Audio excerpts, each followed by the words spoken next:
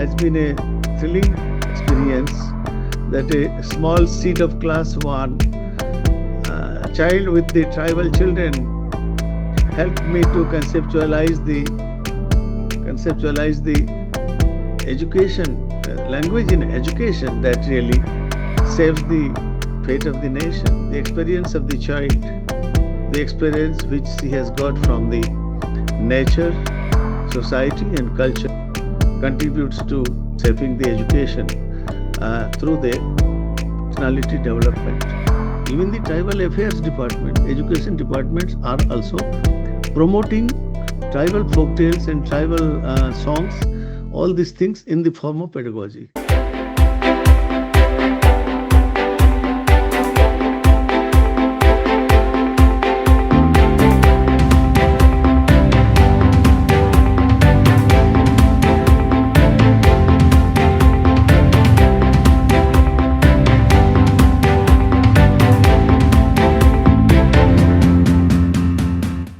My journey of this work is about 40 years, and as Nicely said, that I am from Kalahandi.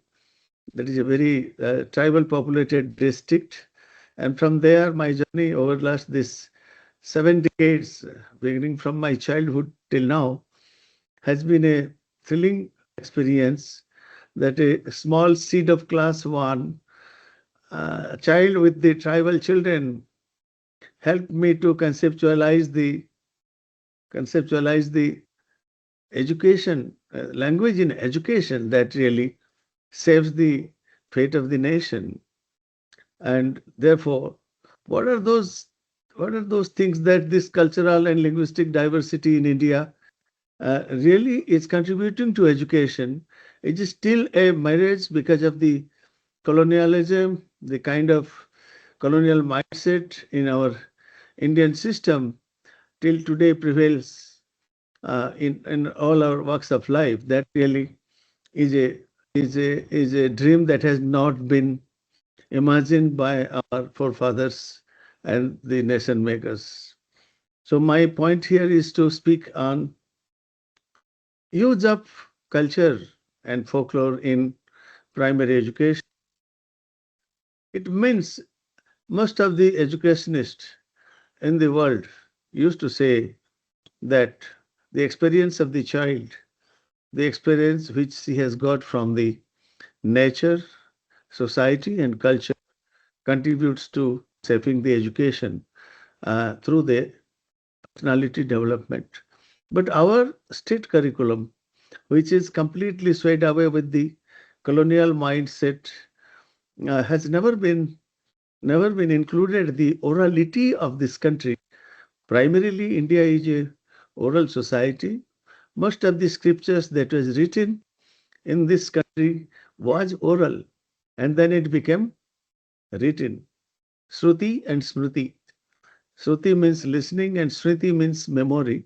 Memory and listening has shaped our culture. So therefore, Sant Kabir has also not written anything. Others were instrumental to write all those things. In Odisha, Sant Kavi Bhima Bhoi, he also was a poet, never written anything, but his disciples wrote it. So this is belong to a Guru Sishya Parampara, the Maukik Parampara or the oral tradition, that the knowledge system of India has been perpetuated over the centuries. Nowadays, you will come across a lot of things like Indian knowledge system.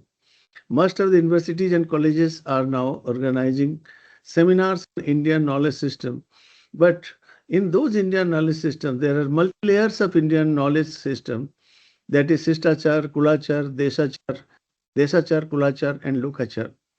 So how a family with its own society, with a larger society, and in a state and also in the country, come across this cultural continuity through a configurational attribute that really one can feel the greater Indian tradition in a village, and the greater Indian tradition also find village in its own canons.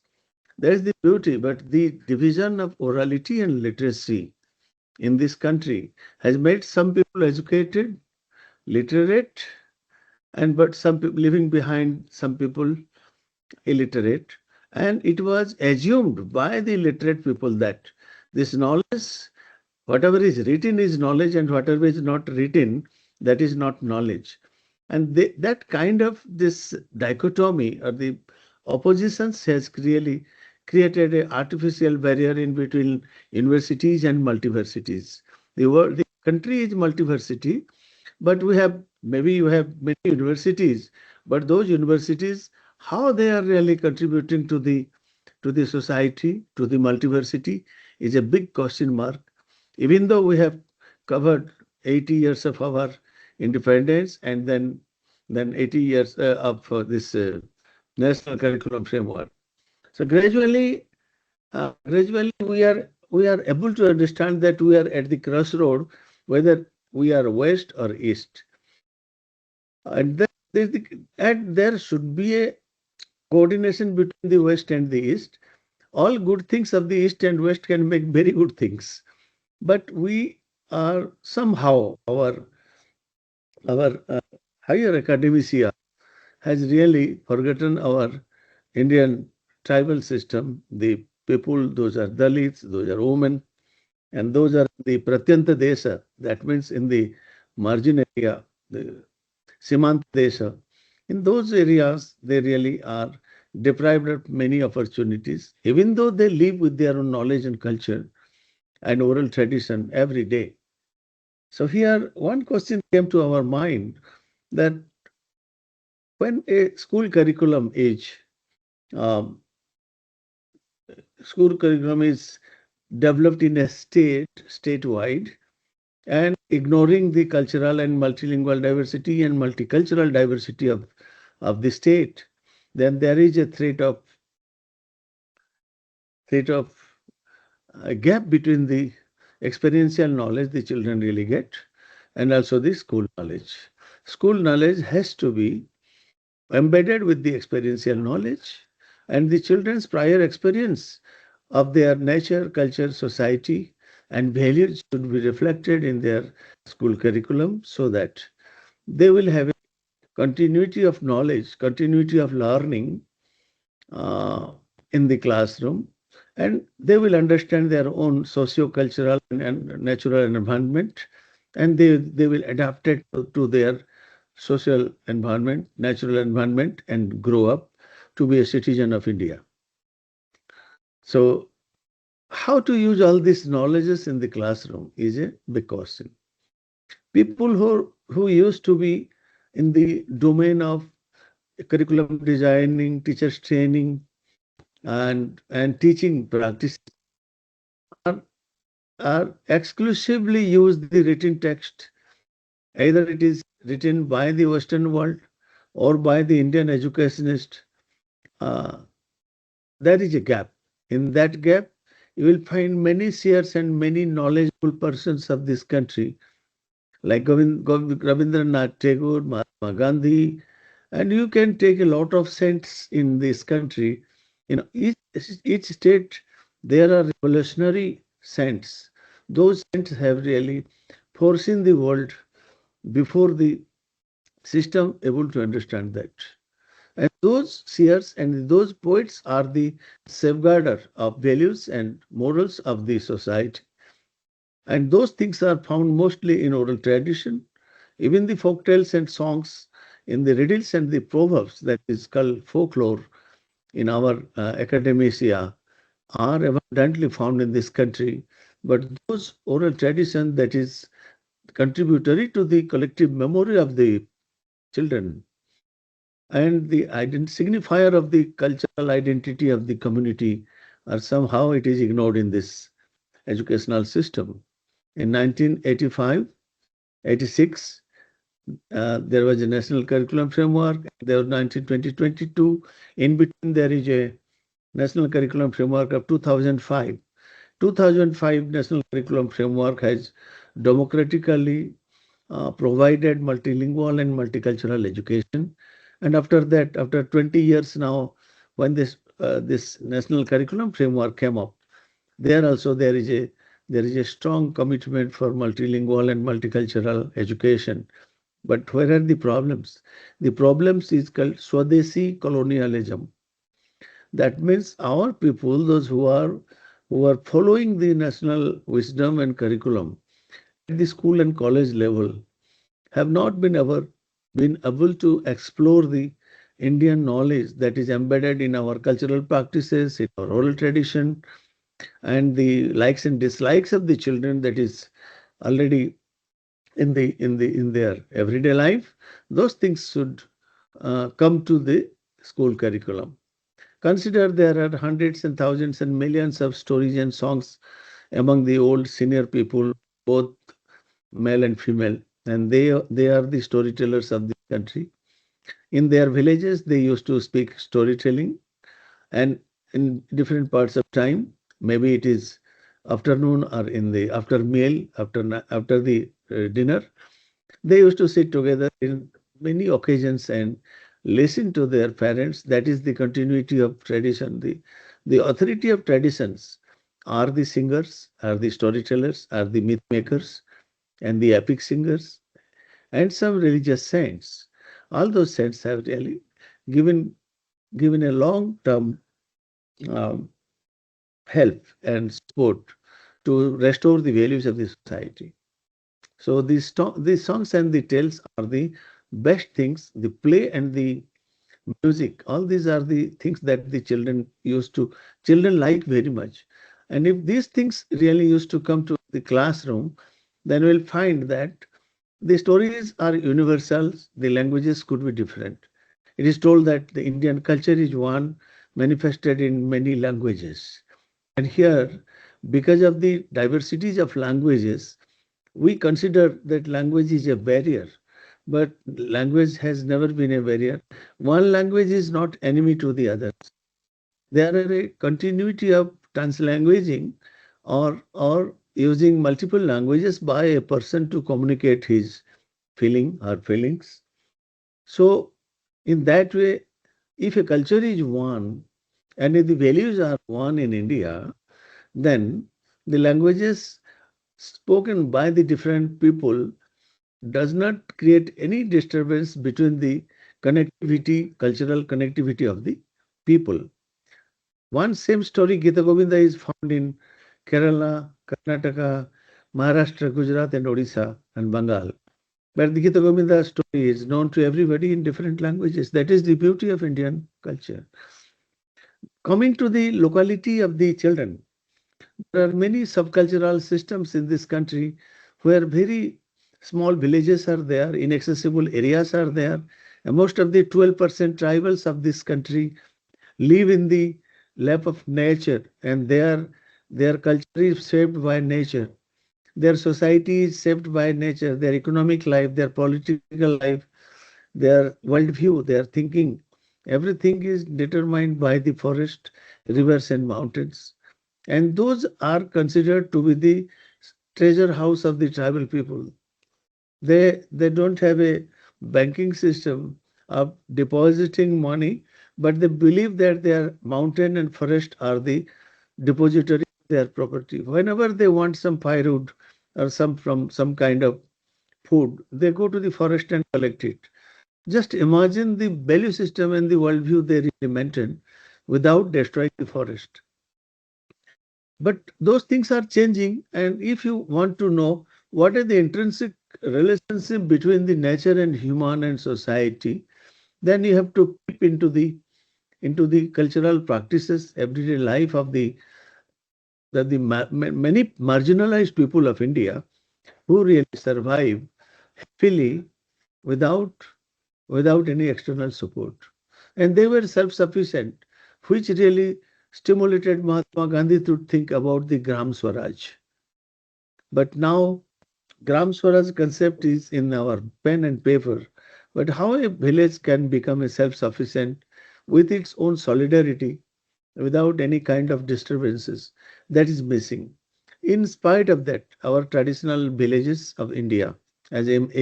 Srinivasan has also written, sociologist, our village India has a strength, has a stream of cultural consciousness that still regulates our mind.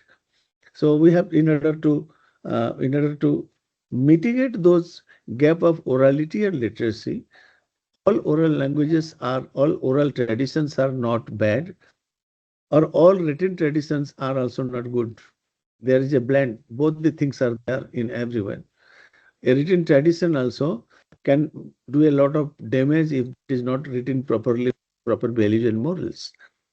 So our school and colleges should continue to think about the national integration. How this national integration can be really maintained if there is no social integration. And our social integration is multicultural, multi-religious, and multilingual. And jati, dharma, and bhasha. These three things is the signifier of a community, and it has never been never been a problem for the people who live in a village, and they really understand each other's language and culture. So in that case, what as a teacher or a lecturer of our time should supposed to know the nuances of culture from the community. Community has has a rich depository of culture. You go to a village and you will find there are the substance of anthropology, zoology, botany, history, geography, literature, mathematics, everything. People live with that knowledge actually. And from that organic knowledge, the new knowledge of standard knowledge has come up. So, but there is a disconnect, and how to connect all those things, that is most important. And now I am coming to the point of the dichotomy of uncritical pedagogy and critical pedagogy. What is uncritical pedagogy? Uncritical pedagogy means if you say that you just give an information to the children without giving the knowledge, without its critical appreciation or critical questions. If you are giving a text to the children and you are asking questions to achieve 5 marks out of 5, then that is uncritical. The why and how in the classroom is missing. You are just giving what, how. For instance, I say that Babar and Ibrahim Lodi fought each other. Babar had 500 soldiers and Ibrahim Lodi has 30,000 soldiers. But how Babar could manage to win the race, win the fight, and he occupied Delhi? Our history teachers never say that.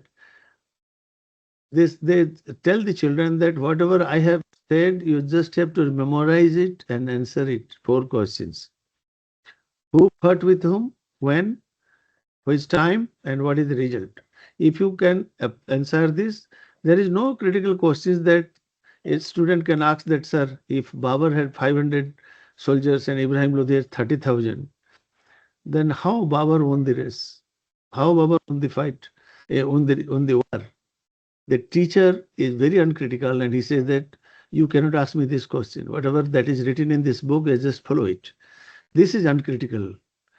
But the critical questions this asked by the children is must important knowledge. The curiosity of that child is a really contributor to critical pedagogy. Asking question, clarifying the doubts, and coming to a democratic consensus is most important. In our Indian classrooms, don't have a democratic consensus. Children are considered to be the subordinates. Teachers are considered to be the authority of power. And in that case, children do not have the freedom to ask questions. Children do have a fear psychosis to ask questions. And in that case, if teachers are not compassionate, don't they are not interested to die and dedicate for the children, then what kind of critical pedagogy that is? And this kind of classrooms really have a lot of loss. Our people are going every day school to the school. There are millions of teachers and students used to open the school, go to the school, but what is happening there? Whether it is the same rote memory or the same colonial mindset of the teachers still prevail in the schools, or it is the experiential learning of the children who learn it's experiential learning of the children which really stimulates the teacher to become more capable of being to teach in the classroom. So it is a joint productive activity where both the teachers and learning from each other. Each day, a teacher is experiencing a new learning from the questions of the students, from the curiosity of the students. Here we are killing the curiosities. One. Secondly, experience of the children, which is embedded with a lot of knowledge before coming to the school, are also not considered, not discussed.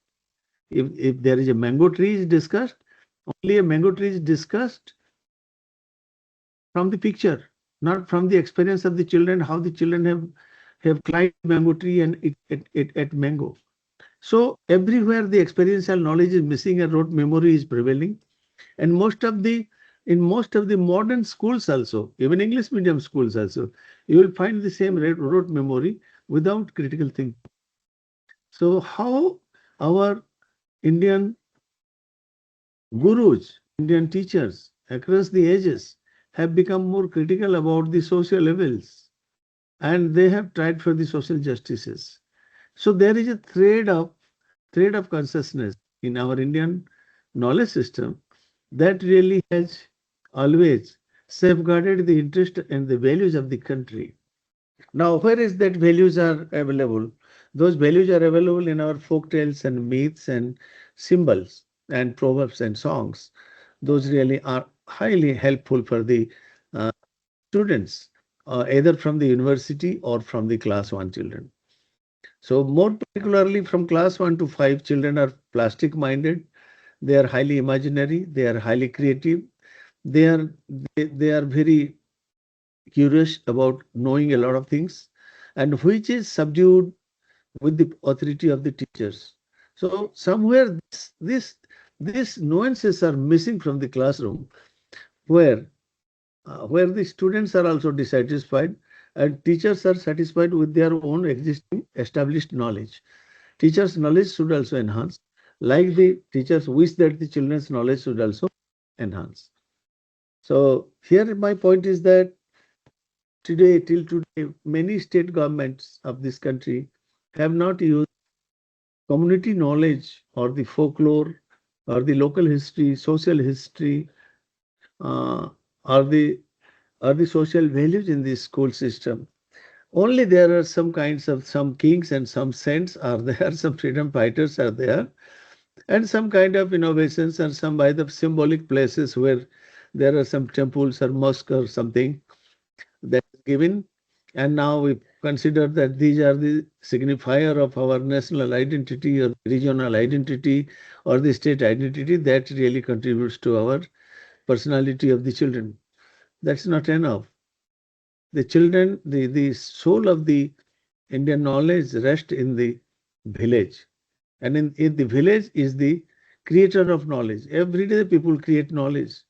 That knowledge is also perpetuated through many art forms: drama, dance, oral tradition, visual art, martial art, so many things.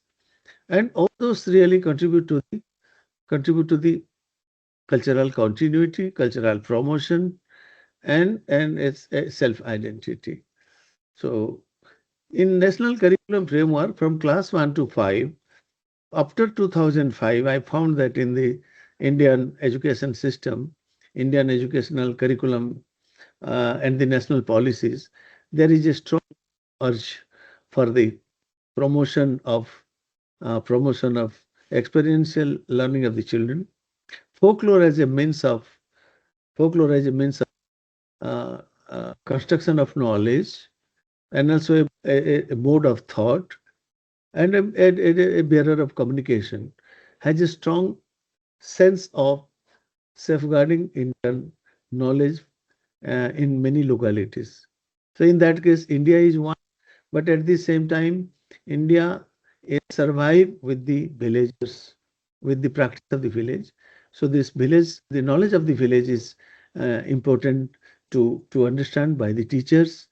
And if teachers can explore the Indian knowledge system from their village, then that can be a very good source of knowledge that teachers will really find out a lively curriculum in the school education. Yeah. This is tribal scenario in Odisha. It is 25% tribes, literacy rate 63, SC population 15, ST population 23, and there is a gap of literacy of 50% in tribal and non-tribal areas. Go ahead, please. What is tribal folklore? You also know Kerala is very strong in folklore. South India is very rich in the folklore studies over last 50, 60, 70 years. And I have learned a lot of things from the South Indian folklorist. What is tribal folklore? I have already covered it, mostly oral in nature, functional in domestic and community domain, expressed in their own language, and two contexts about one is sacred oral tradition and other is entertainment. Next. The priests, singers, and the storytellers are the authority of traditions. They are the people who really have strong knowledge about the local culture, local stories, and local oral tradition, and they really bear the cultural nuances of the state of the locality. Next. Mm, yeah. Before that, I just genres of folklore. You also know it that these are the children's song. Prior to going to the school, they know all these things. Then lullabies, play songs, labor song, forest song, rituals, love songs, songs in social and religious ceremony. Similarly, prose, poetry, tales, legends, myth, epics, and caste genealogies, and some written and oral, both. But the oral poets used to write those things. Those who know scribing, they also perpetuate the Indian mythology, Indian folklore. Next. Next. Tribal religion. This is tribal religion is connectivity between the nature, society, and culture. All the birds and animals, plants, everything have a intrinsic relationship with human being. So in Jharkhand and Odisha, you will find that there are many birds and animals which are considered to be the totem of the tribal people. Even the trees also. Trees, birds, and animals are the totem. For instance, Kisku, Hasda, and many such terminologies like dung dung, and all these words are belong to either a bird or animal, and those things are really the symbols that they considered as the sacred tree or the sacred animal. The tortoise is one of the totem of the goats. Therefore, they don't eat tortoise. Similarly, there is a balance between equilibrium between the birds and animals, trees and forest, and human being in the society through tribal religion. Also, safeguarding the sacred ecology. Where there is a sacred ecology, people don't used to cut the tree; they worship that forest, Vanadevi, the forest goddess. But where there is a forest where there is no gods and goddesses, people used to cut that forest and they devastate it. Next. Tribal life. This is creativity of the tribes. This is Sambalpuri dance. There's an attire of Sambalpuri. And the sari also. As today, nowadays it is very popular everywhere. Next comes art and craft, clothes, play and group dance. All these things are tribal life. Then come, please, tribal technology. You also know that in the village area how the tiger is caged, fishing, catching the animals and birds. All these are rural technologies that the people have invented before knowing the science, and it is science. It is called traditional science. Next, melting the iron also. When some social organization, how the society is regulated by the values and the norms of the society, by the priest and the shaman, and the village headman. These are the traditional social organization in the villages where we really work as a teacher. Next. And these are the written literature. Although it is oral, but now Santali, Munda, Kui, Sauraho, and Bathuri, all these people have now started their script writing. Script is not considered to be a sacred. But all the scripts of this country and the world is sacred. That's Devanagari. What is the meaning of Devanagari? Nagari is a script and Deva means Devata. This is the script of the gods. Similarly, all the script that is created across the world is attributed to gods. So similarly, Santali, Munda, Kui also have a have their own script they have invented, whether that will be popularized in their own locality or not. But at the same time, when English is becoming more prominent, the Santali and Munda tribe, also Kui tribe, also have their own struggle for their ethnic identity through their scripts. Next.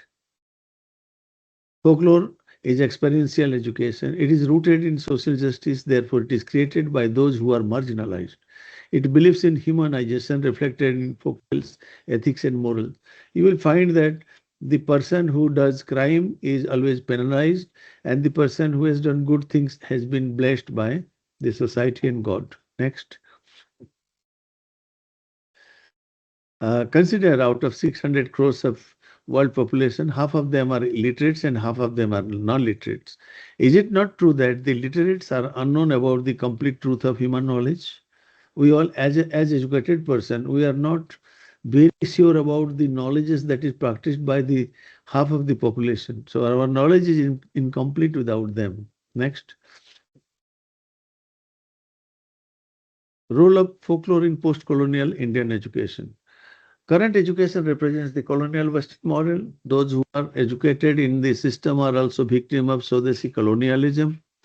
Silence is to be broken. Folklore has the same power. That a Kirpi Melaka is a Dogriakon girl from Neomgiri Hill, and she said to the people who came to grab the land from the outside, she says, "Tui munuso, moi munuso, kai karu ete darana. You are a human, I am a human. Why do you threaten me?" This is the song. This is the song of a non-literate girl of Dongriakan community in Neomgiri Hills. So just consider that where did she get this freedom? Is it not a critical thinking, critical pedagogy? So it is organic. Fighting against the injustice is a organic nature of a human being. Next. This, let us skip this. These are the things that is happening. We know that there is a cross, there is a binary opposition of nature and technology and school and all these things, globalization and localization, and so there is a deepening social inequalities, and we don't value the diversities that we are first of all operating it. Then another three, there are six noticeable demand by the UNESCO. Next. Then need to the next three need to educate individuals for a better citizen, addressing the increasing broader spectrum of issues. There are now many issues are coming in this world that intolerance is the most important issue in the whole world. The provider of power, the power that is attributed to the biggest countries are now intolerant to the other people, and this intolerance has percolated not in power but in knowledge but in social realities. Everywhere there is intolerance, and that is another thing, that how this increasing increasing broader spectrum of issues like intolerance, violence, and terrorism, so many things are cropping up with the growth of population and unequal distribution of goods. So therefore it is necessary to address. Then technology and environment, how these two things can stay together, not subduing the others. Yeah, next. This is just an idea. Again. For us, village is college and society is university. A farmer is a professor of agriculture, and an old woman is a storehouse of knowledge. But the gap is that our college could not represent the villages, and our universities could not meet the social needs of the society. Already I have told. Next. Next. This is post-colonial dream. What was dreamed, what was imagined by the father of the nation, and Rabindranath, or many great people of our pre-independence India. And now, what are our emphasis? Our emphasis on all these things, that you know that we believe certification. Our head is only used, not hand and heart. And when the village self-rule, Grama Swaraj was imagined, that time the state authority came, and whatever they decide, that is not representing the dream of the country. Next. Focus on relationship among culture, power, and domination, post-colonial education, then culture has to be viewed as a domain of struggle where the production and transmission of knowledge is always a contested process. We cannot outrightly say that whatever is happening that is good, everything is good. But we have to see that how critically we see that the things are really not happening in a manner that is supposed to reach to the most needy people of the country. So what Joe Kinchlow, who is the disciple of Paulo Freire, has given this quotation. Next. What Joe Kinchlow has told about and what Paulo Freire has also told about critical pedagogy is that all education is inherently political and all pedagogy must be aware of this condition. If our pedagogy is away from this political consciousness, then our education cannot be called a democratic education. A social and educational vision of justice and equality should ground all education. Issues of race, class, gender, sexuality, religion, and physical ability all are important domains of operation and critical anti hegemonic action. The elevation of oppression and human suffering is a key dimension of educational purpose.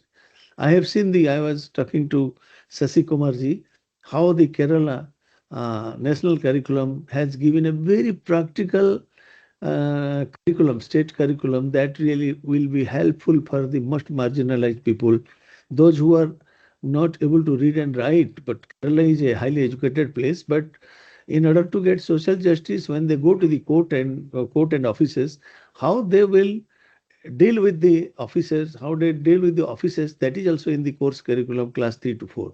And that is one of the first instance that I have seen that how the farmers will get their empowerment through their papers. Please. Next. Paulo Freire has told that there are 4 points. One, uh, education is critical understanding of reality. It is not the classroom reality, but it is a social reality. The reality of understanding that how the society is operating through power and hegemony, and this is making a commitment to utopia and changing. If you understand the reality of a village or a society or a state, then how you are committed to change the reality into utopia, kalpit swarga, and then training those who will make change. You have to have a small group of people, those who believe you, and all those followers are also have to discuss with the person who created the utopia ideas, and that ideas will have to be accepted by a democratic dialogue. Without democratic dialogue, if we will write a policy, you just cannot accept that without questioning why and how I wanted to do this. This is the 4 pillars of Paulo Freire that all the teachers should apply in their school and classroom and colleges and offices. Then they will see that how the human society is free from oppression. Next. Village versus school. This is, I'm not going to tell you. You know what is the reality. Village has a greater democratic value, however the school is not. And the relationship of the villagers depend on their tradition, but the school has a modern tradition where children, students, and the textbooks have should have a good relationship. But in spite of the children's efforts and the students' efforts, textbook and the knowledges of the textbook are still away from the children. Next. Space of marginalized are separated from the sacred centers. Yeah, these are the things that I have seen in this country. They live in a secluded place. There is a visible social barrier where well, tank, and temple are denied to some people. And traditional culture has perpetuated this in the society. Not all culture are, not all the traditional culture are good enough. There are also some beliefs and there are some anti-values that really are really perpetuating all those social inequalities in the country. So those things have also to be removed from our educational domain, where the children, teachers, and the community can understand that we have to have a democratic society where all these things have a space for the SC, ST, women and Dalit, and everybody should have a equality of opportunity, equality of access, and equality of outcome. Next. Uh, do these social inequalities, whatever we find in our society now, influence the school, curriculum and content, teachers' attitude, school management, classroom behaviors, and learning of children? If a teacher finds that there is a social inequality, there is social discrimination in the society, is the school is free from that or not? My question is that. Is the school representing all these things in the classroom in the name of caste, gender, and religion? Then that is not a democratic education. Therefore, we have to we have to be we have to be very democratically tolerant to each others, reciprocate to each others, and understand others' pains and pleasures, and take the good values out of everybody. Next. Um, I'll just give this the power relation. It is known to you who are the powerful, who are not rich and poor, the literate relation, and working class, ruling class, and privileged and privileged. All these things are really visibly found in the society. But it is not required to say that if there is a farmer or a laborer, those farmers and laborers should have also the equal rights. They may not be getting 3 lakhs and 4 lakhs of rupees per month, but whatever they get, they should be behaved like a human being. That's important. That is the value. Price cannot be judged with the value. Next. This you know very well, just keep it.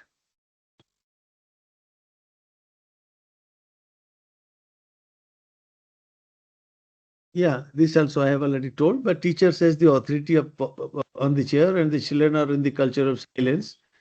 And are we free from this colonial mindset? So, till now, over last 30, 40 years, I have worked with the most of about more than 80,000 or 90,000 primary teachers, and I find that this beliefs of this colonial mindset is still there. The teachers are always very happy to follow the cultural practices of the sub collector or the collector, and they said they also want to be like a powerful person, not as a humble teacher. That is the uh, Western colonization, or this is kind of Indian colonial mindset, or the model that the government officers are really the model of power. So the teachers also used to use those models and change their behavior, swayed away with the behavior of the collector or sub-collector or their district education officers, and that is not good. A teacher should be brave and free to say that I am a teacher and my worldview is much more better than anybody else. Next. You just skip this. Equality of treatment and equality of outcome. These are the two things that you need to know. Next. A classroom with equality. This is most important. To make it an inclusive and meaningful experience of children, a classroom should be to move away from a textbook culture to connect with children's life. And child-centered pedagogy means gives primacy to children's experiences, gives primacy to their voices, gives primacy to their active participation.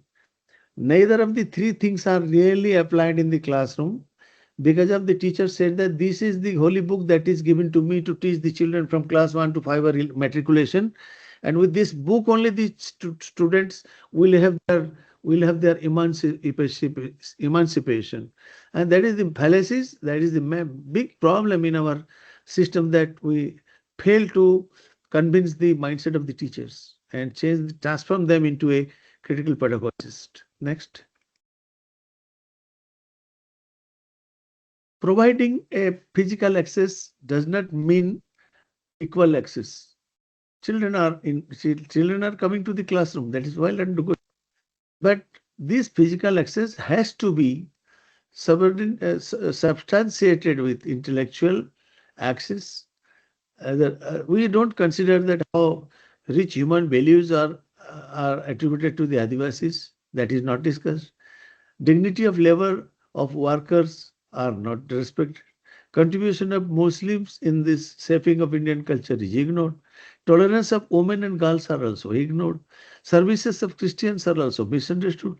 So, in a in a in a country like multicultural, multi-religious, and multilingual, all these people contribute with their own strength and their ideologies to the country.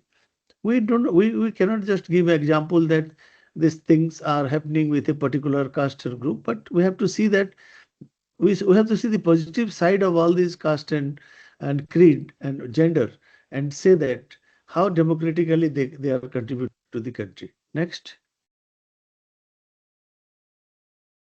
how tribal folklore matters.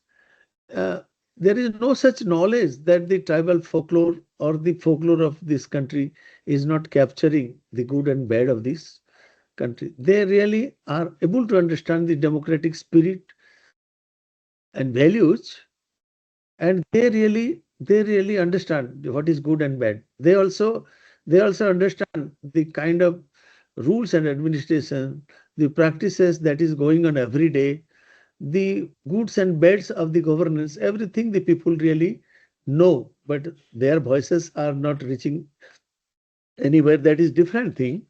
But people always believe in dharma, swadharma. That swadharma is the values they have got it from their ancestors. So swadharma nidhanam shreyam, कि धर्म पालन करना, all these things are embedded and ingrained in the blood of the and consciousness of the Indian people. Not only Indian, all the global people, they know what is good and bad.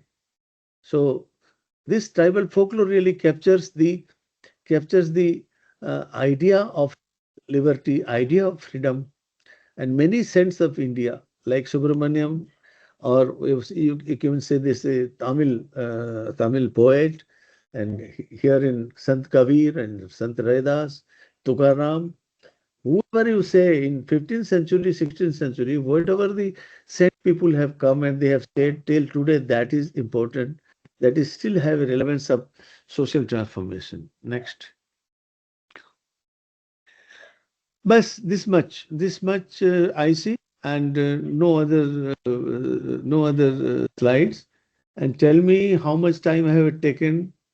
And this is my very thought that I presented before you. And I hope that I have been able to reach your heart and mind with to display the idea of Indian education. Thank you very much.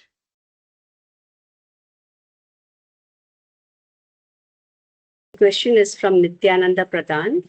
Sir, could you kindly clarify whether experiential learning as a structured pedagogical approach can be meaningfully implemented at the foundational and preparatory stages of education? While both experiential learning and critical pedagogy emphasizes critical reflection, experiential learning appears to go beyond simply learning from experience and involves deeper reflective process. So in that context, is it developmentally appropriate to introduce experiential learning only from the middle stage onwards, or can it be authentically adapted for younger learners as well? Yeah. Thank you, Dr. Pradhan. Dr. Pradhan is a very good friend of mine. And we both are critical pedagogy, follower of critical pedagogy. Therefore, what Dr. Pradhan has said in the context of the structured pedagogy, if forest is not structured from the human eyes point of view, but you see that there is a structure that is given by the nature to the forest, and the forest itself is a bigger structure. But when we set up a garden, we make it structured from our own viewpoint. But the natural forest is also a structure of the universe. The structure of the sky and the stars and moon and mountains and rivers are not the structure. They are also structured in their own way. And the whole world really believes in structure. Farming is a structure. Everything that the people, even weaving a sari or the clothes, doing this rural technology, everything is structured. But but those are based on productive experiential knowledge the people are following. In our school system, when we give a systemic structured curriculum, it has never said no to no to include the experiential knowledge from the children. Experiential knowledge itself is also a structure. Without the structure of a brain, a cognitive system that really has a strong logical framework in our mind to decide grouping and sorting and many things, that is structured. But here the gap is between the teachers and the students, and how the teachers do have a very obscure idea about the structure. Structure does not mean a framework, but it is a framework which contains all the experiential knowledge embedded in the structure. If the experiential knowledge is embedded structurally, then it becomes a highly experiential structured pedagogy. But here the terminology itself is a big issue for the Indian primary teachers. They consider the structured means whatever word to word or sentence to sentence written in a text should be memorized, and that should be written in that manner in the text, in the examination or in the evaluation. So the idea of structure has to be understood properly. There is a tribal myth, and this tribal myth, and there is a housing pattern, there is an agricultural pattern. The most knowledgeable people of this country have a highly structured art and craft. Delhi Hat, Delhi Hat, or you may go to any place of the capital, you will find the most illiterate people have created a highly structured art and craft. And you love it. Everybody use their art and craft in their home. The sophisticated people really want those structured art and craft developed by the most illiterate people. In that case, if that is possible, that the structured art and craft are really appreciated by the elitist, then why not the classroom really accept the experiential knowledge of the children, which is highly creative and imaginative? But in the name of our pedagogical practices, our teachers do not have that kind of perception and imagination and creativity that they can connect it between the experience and structure. Thank you, sir. Thank you so much, sir. That was well explained. We have another question here. You mentioned that tribal children already know the folk tales and songs. So, do you suggest pedagogy to include such tales and poems to teach basic concepts of science, maths, etc.? Everything, everything. If you find a folktale from the village, you will find the knowledge is unfragmented in the primary stage level. If you find there's a crocodile, and that crocodile wants to eat a hen in the river, the hen, in order to save her life, say that I am your brother, don't eat me. Then the crocodile leave her. The other day, the hen come to take drinks, water. Then second day also she says that I am your sister, don't eat me. Then the crocodile becomes very perplexed, disturbed. How this hen become my sister? And then the reptile comes to the crocodile and say that, why are you thoughtful, dear crocodile? He said, tell me how this hen become my sister, and therefore I am not able to eat her. The reptile said that you and crocodile, the you and hen both are born from an egg. Therefore, you both are brother and sister. Now, this is story you will find language, environment science, mathematics, value system, geology, geography, everything. This is a smaller story of Africa. But this story, when it is used as a folk tale, people used to use it in the language text. But there is mathematics, there is environment science. Everything is there in a folk tale. And a small folk tale really contains the greater ecology of the community and the cognition of the community. There is also value system of brother and sister relationship. So knowledge is unfragmented when that is used as a productive behavior. When you are using it as a productive behavior for your enjoyment, it is nothing to do with pedagogy, the story. If you tell it a story, the story is nothing to do with pedagogy, but there is strong embedded pedagogy, structured pedagogy in that story. But how do we see that? That's the important thing. So it is necessary to use those folk tales and songs which have a collective memory and collective cognition of the people. Our individual writings have nothing to do with this collective cognition, and we are not much, we are individualistic. Individual writer is individualistic. His own cognition is really embedded with some cultural influences. But at the same time, when you using a folk tales coming from the community over 500 or 600 years, they use that story that is in their race memory.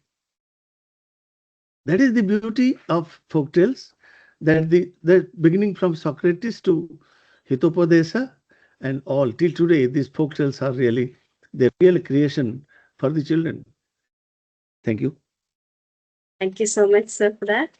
Sir, can the tribal folk tales be integrated into national curriculum and other states? Like, how far will That is your the 35 books help in this regard? now millions of tribal books are coming up. There are many NGOs, there are many government efforts, NCRT, SCRTs. Many organizations are now downpouring funding. Even the tribal affairs department, education departments are also promoting tribal folk tales and tribal songs, all these things in the form of pedagogy. So even NCRT has brought out many books, and also the state governments and the Sarva Sikha Abhijan, DPEP. In Karnataka, there was a book called Swarnapakhi. In Karnataka, 30 years ago, they brought out a book of 300 pages called Swarnapakhi. And in that book, they have given more than 200 stories that were distributed to all the schools of Karnataka, wishing that the children should get back their community knowledge through the folk tales, and those are the contributor of language, because of the communicative competence is embedded in the folk tales, not in our textbooks. Our textbooks really believe in and in hurriedly take them to the linguistic competence, not to communicative competence. And a communicative competence is always embedded with culture, society, people, individual talent, and also collective conciseness. So this is most important, that a folk tale from the land and the soil should come to the mind of the children who are missing it. Those who have lost their culture can only understand that how what they have lost. If they have that consciousness, people when going outside India can understand that what they have lost, what their Indianness has been lost. So these folk tales really, this mythology and folk tales have really contributed to the land, language, and life. If you call of Sabarimalai, there is a of story of Shiva and Bhasmasura. The same story really signifies the Sabarimalai mountain. And that story, whether it is true or false, that does not matter. But the association of collective memory of the people is attributed to the land Sabarimalai, and we believe that Sabarimalai is a sacred place. That is the belief, and that is the beauty of our Indian mythology and literature, that really has given identity to the country for over the ages. Thank you so much, sir. Sir, Dr. Jagannath has asked a question here.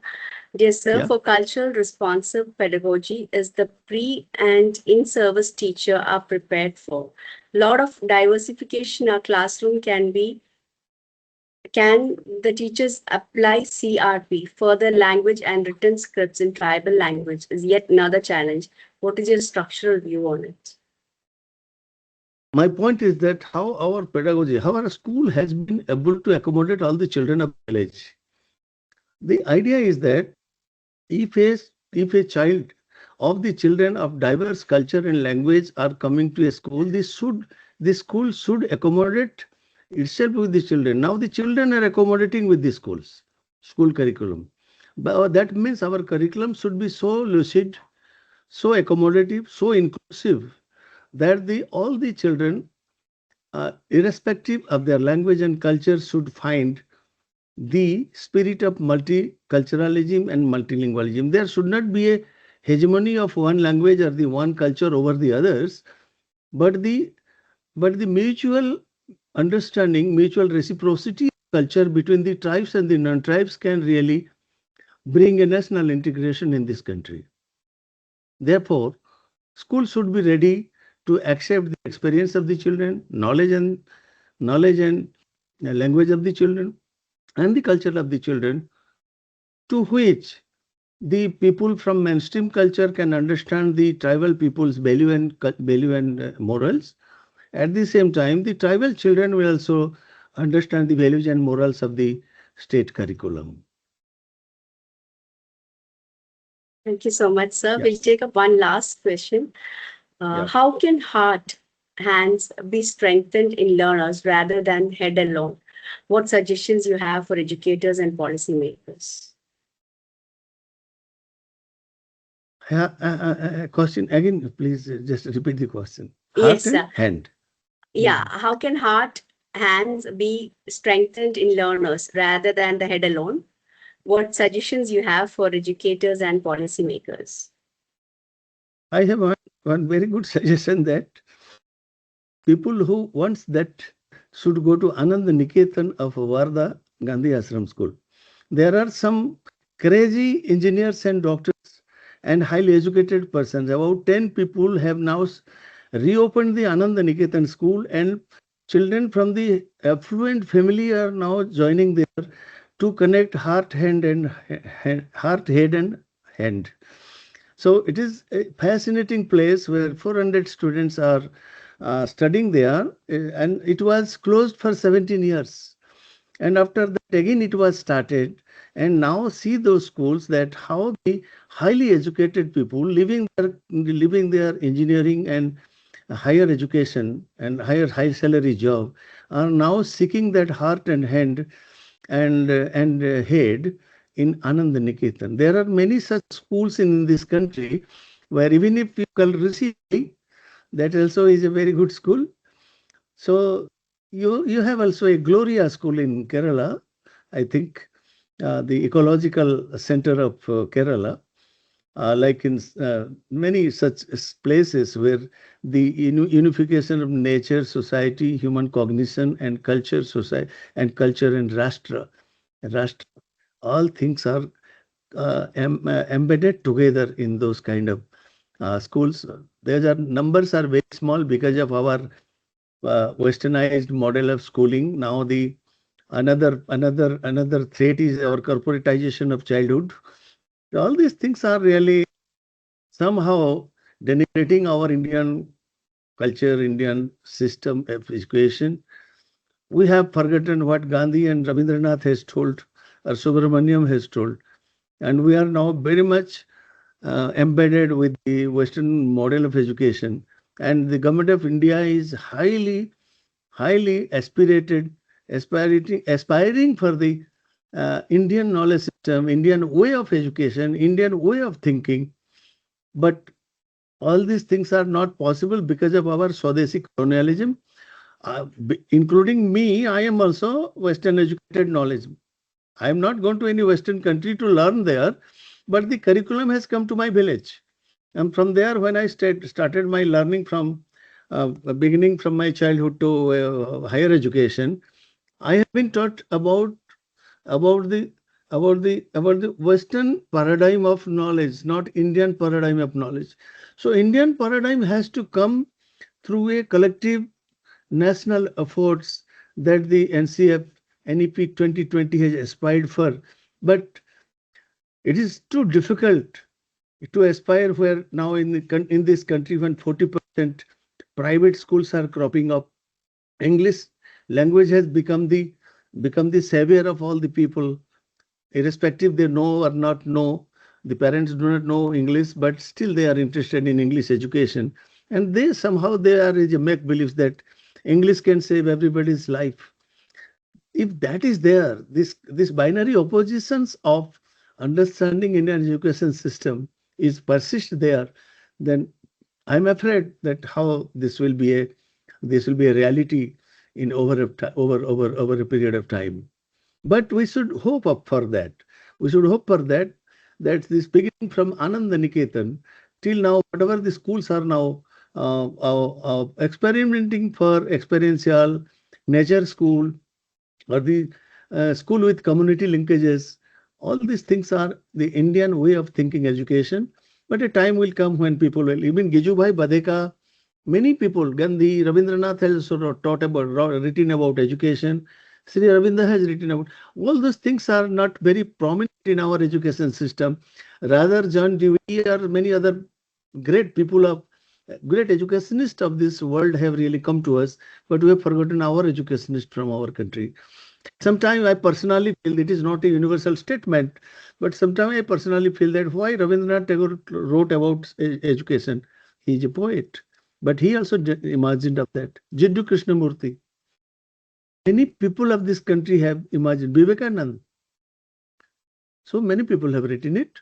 So we have to see that how there is a balance between the East and West, and we take best from the John Dewey has a has a tremendous work on democracy in education. We must use that in our democracy in education instead of using the profit making education that is now cropping up everywhere. So education is only for moral profit and values profit, not for monetary profit. Unfortunately, now in our Indian system, this privatization of school has really created a big rift between the haves and have-nots, the poor and the rich. So you know everything. Our all listener friends are also a part of this journey. Whether I am telling true or not, that is different thing. I may be wrong, but this is my personal feeling. Also, it could be a universal feeling if it is true. Thank you.